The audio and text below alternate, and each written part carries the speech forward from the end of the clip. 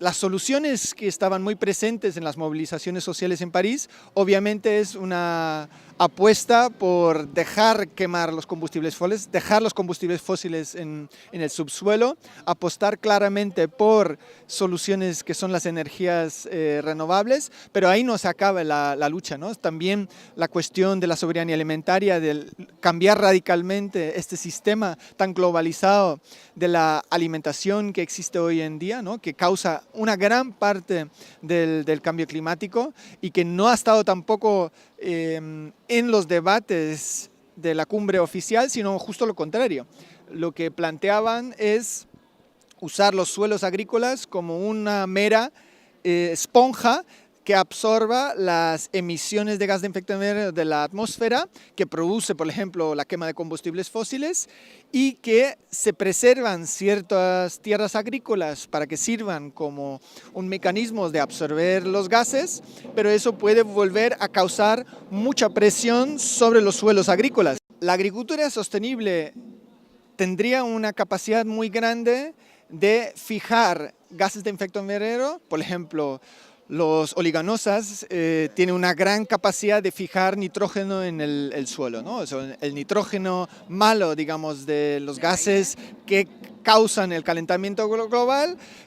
Una agricultura sostenible de oligonosas podría fijar una parte en el suelo, porque los suelos contribuyen muy mucho a una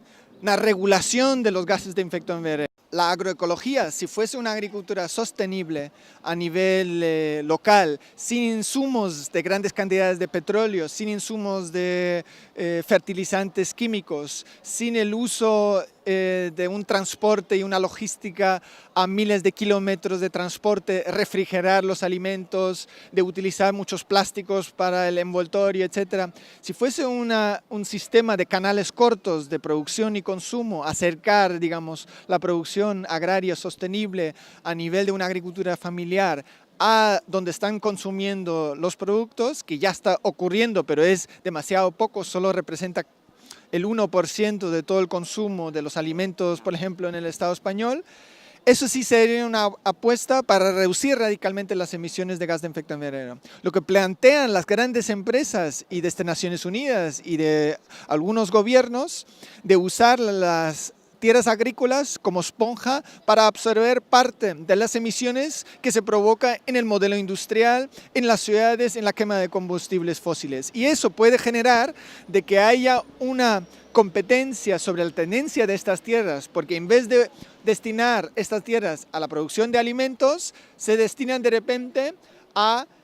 dejarlas quietas para que absorban emisiones de gases de efecto invernadero. Exactamente. Y ahí hay una perversidad muy grande, no solo porque generaría desplazamientos importantes de movimiento de población campesina, sino aumentaría la competencia sobre la tenencia de tierra, que ya es muy grande, que hay mucho robo de tierras por los mercados financieros, están invirtiendo fuertemente desde hace 10 años en la compra de tierras, entonces ya hay mucha competencia sobre los suelos y eso dificultaría mucho la vida de millones de campesinas y campesinos en el mundo, ¿no? Pero sobre todo, al plantear ese tipo de falsas soluciones en París, no se ha hablado, digamos, de lo que realmente tendría que ponerse en marcha, ¿no? Y en ese sentido, vuelvo a insistir de que la cumbre oficial ha sido un fracaso, no ha dado los pasos para realmente confrontar esta situación, porque deja las metas casi para final de este siglo, entonces no toma las medidas que la propia ciencia y la gente más afectada estaban reclamando a los gobiernos, ¿no? Por lo tanto, la parte que más triste me deja que algunas organizaciones ecologistas y algunas partes de la sociedad civil que estaban ahí en París, que estaban también movilizados con nosotros, que estaban realmente criticando a los gobiernos, al final hicieron una valoración en partes positivas porque hablaban de este acuerdo histórico y esa es la parte que más me preocupa. después de esta cumbre, porque debemos destacar que hubo básicamente dos caras, ¿no?, de París. Uno era esa cumbre, esa pantomima de cumbre, esa fracasada acuerdo de París que no nos va a dar las soluciones para buscar la justicia climática, y por otra parte estaban las luchas, estaba la sociedad civil organizada en la calle en un momento muy crítico, en un momento donde Francia estaba bajo una represión policial, un estado policial, están en una fuerte ofensiva de reducir las libertades, incluso los derechos a expresión y manifestación. Y eso hemos sentido mucho, con detenciones arbitrarias, con la imposibilidad de organizar todas las acciones que estaban previstas. Aún así, había acciones muy importantes de denuncia de grandes empresas multinacionales de la agroindustria, ¿no? La Vía Campesina organizó una acción contra Danone para denunciar Danone como uno de los grandes criminales climáticos. La delegación de Estados Unidos organizó una acción contra la guerra de Siria e Irak para mostrar los vínculos entre las guerras por el petróleo en el Oriente Medio y las empresas petroleras y la responsabilidad de Estados Unidos por el cambio climático. Y organizamos también una acción en apoyo y solidaridad con los refugiados en un CIE, en un centro de detención, un centro ilegal de detención para las personas refugiadas que pedían asilo. A propósito de esto, ¿entiendes tú que están provocando la islamofobia, verdad? Es que es un tema que es muy comentado en España y en Francia sabemos que también. Claro, en el Estado francés, con el gobierno socialdemócrata de François Hollande y la derecha de Sarkozy, también la extrema derecha de Front National, están utilizando el momento posterior a los terribles atentados del 13 de noviembre para crear un clima de miedo y de islamofobia contra el otro, que les sirve muy mucho para no hablar de las causas del empobrecimiento, del desempleo, de la crisis económica que está ocurriendo en Francia, ¿no? Y les sirve muy mucho para atacar a las personas inmigrantes en vez de atacar a las políticas capitalistas, a la Unión Europea o a los propios partidos responsables de esta situación terrible que se está viviendo en Francia por parte de las políticas fracasadas del Partido Socialdemócrata, de la derecha y ahora el Front National en auge, ¿no? Por eso fue muy importante que desde la cumbre alternativa de la gente que se llamaba Zona de Acción Climática, hicimos un llamado a la movilización contra la guerra de Siria y contra la islamofobia, ¿no? Y estamos haciendo un llamado de hacer estas movilizaciones a nivel local el 13 de febrero porque algunos se acuerdan, el 15 de febrero del 2003 fueron movilizaciones con más de 20 millones de personas en las calles de todo el mundo contra la guerra de Irak. Por eso proponemos ahora para el 13 de febrero que volvamos a salir a la calle contra la guerra de Siria y la islamofobia para poner una señal. Y esa fue una de las cosas que salió de la cumbre alternativa. ¿Está convocada esta...? Bueno, aquí estamos todavía articulando para ver si hay condiciones para organizar movilizaciones en diferentes pueblos y ciudades del Estado español, que sería muy importante para dar seguimiento también al manifiesto que se publicó en noviembre, no en nuestro nombre, ¿no? Que fue un manifiesto firmado por alcaldesas como Ada Colau, Manuela Carmena, por diferentes personas de la política, activistas de la cultura, y fue una señal para no legitimar esa continuidad de la guerra global contra el terrorismo, que empezó Bush con la guerra en Afganistán en el 2002 y que continuó luego con la guerra de Irak en el 2003. Y ahora, en realidad, Francia, que en su momento estaba contra la guerra de Irak, en realidad da la continuidad al haber declarado la guerra a Siria, al Estado Islámico, y con esa excusa de luchar contra el terrorismo, entre comillas, del Estado Islámico, pues no solamente hay un ataque a las libertades y derechos fundamentales en Europa y concretamente en Francia, sino también hay un incremento de la espiral de la violencia y los bombardeos van a volver a generar más violencia en la propia Siria, en Oriente Medio, y aumenta la espiral de violencia también contra el resto de la población civil que siempre sufre estos ataques, ¿no? Porque no debemos olvidar que la mayor parte de las víctimas civiles de atentados terroristas por parte del Estado Islámico en Afganistán, en Siria, en Irak, en Nigeria, son personas de estos países, no son los países, no son la población como en el caso de París que ha sufrido los atentados del 13 de noviembre, ¿no? Y eso también es una de las causas fundamentales por la que hubo más de 1 millón de personas refugiadas en el año 2015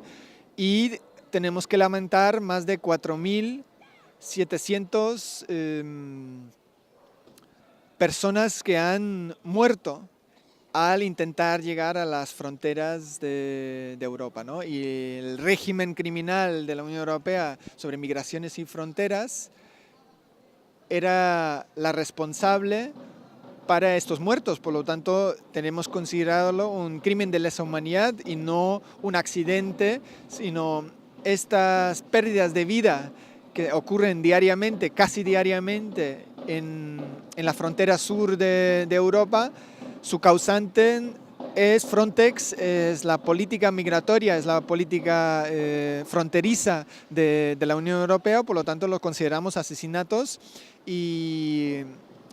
por eso también debemos plantear las movilizaciones contra la guerra de Siria vinculados a las movilizaciones a favor del derecho a la libre circulación y la abolición del actual régimen fronterizo y migratorio de la Unión Europea, que este tipo de temas sí estaban muy presentes en la cumbre alternativa de la sociedad civil ahí en París. El plan B para Europa era como un manifiesto que fue publicado por varios medios de comunicación en septiembre del 2015, donde diferentes personas del ámbito intelectual, académico, político, plantean la necesidad de hacer una ruptura con las actuales políticas de austeridad, con la actual modelo, con los actuales tratados de la Unión Europea, que son la causa fundamental de todas las injusticias que se están planteando no solo en Europa, sino en el mundo a causa de las políticas de la Unión Europea que se está imponiendo en otras partes del mundo, ¿no? Al mismo tiempo, en septiembre de 2015 también se publicó otro manifiesto que se llamaba Austerexit, donde una serie de activistas políticos de la izquierda planteaban la necesidad de salir de esa espiral de políticas de austericidio que plantean las medidas en los últimos años de la Unión Europea. Y más recientemente el exministro de Finanzas griego, Yanis Varoufakis, va a presentar en febrero en Berlín una propuesta de crear un movimiento europeo por la democratización de las instituciones europeas que se llama DiEM25. Él se da como un plazo de 10 años para poner en marcha medidas radicales frente a las actuales instituciones que él considera antidemocráticas, y además él lo ha dicho en varias ocasiones que lo que pasó el 13 de julio, esa imposición del tercer memorándum, del supuesto tercer rescate, que no es un rescate a la ciudadanía griega, sino realmente a los bancos europeos que habían impuesto una deuda ilegítima al gobierno griego. Ese tercer memorándum, Varoufakis considera un golpe de estado financiero contra la población griega, que se había expresado en un referéndum en julio contrario a un tercer rescate con las condiciones que ponía la Troika, que ponía la Comisión Europea, el Banco Central Europeo, el Fondo Monetario Internacional, y por eso él cree que en las actuales circunstancias el gobierno de Syriza está poniendo en marcha una serie de recortes en los presupuestos públicos que afecta a las pensiones, a los servicios públicos y al conjunto de la sociedad, y ese tercer rescate impuesto por ese golpe de estado financiero del pasado 13 de julio, va a generar más crisis económica, más sufrimiento, más violaciones a los derechos humanos a una parte de la población griega, y por eso considero que hay que luchar contra lo que son las causas estructurales que provocan que la Unión Europea puede imponer a algunos estados de forma antidemocrática, porque el gobierno griego quería poner en marcha otra política de rescate ciudadano y no de rescate a los bancos, pero que Bruselas no dejó actuar a un gobierno democráticamente elegido y le impuso las reglas para favorecer a los bancos y al sistema financiero y el pago de una deuda ilegítima, ¿no? Y eso va a volver a ocurrir, ¿no? Si hubiese un gobierno